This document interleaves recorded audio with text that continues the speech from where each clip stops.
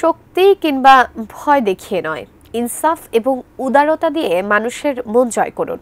দলের ৪৬তম প্রতিষ্ঠা বার্ষিকীতে এই আহ্বান জানিয়েছেন বিএনপির ভারপ্রাপ্ত চেয়ারম্যান তারেক রহমান।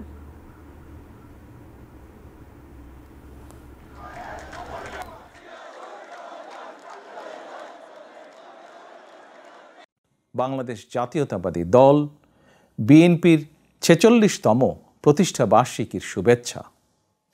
প্রতিষ্ঠার পর থেকে আজ পর্যন্ত রাষ্ট্র পরিচালনা কিংবা বিরোধী রাজনৈতিক দল হিসাবে দেশে গণতন্ত্র এবং মানুষের অধিকার প্রতিষ্ঠার প্রতিটি আন্দোলন সংগ্রামে বিএনপি দেশ এবং জনগণের স্বার্থ সমুন্নত রেখেছে। শক্তি কিংবা ভয় দেখিয়ে নয়, বরং ইনসাফ এবং উদারতা দিয়ে মানুষের মনকে জয় করুন, জনগণের ভালোবাসা অর্জন করুন।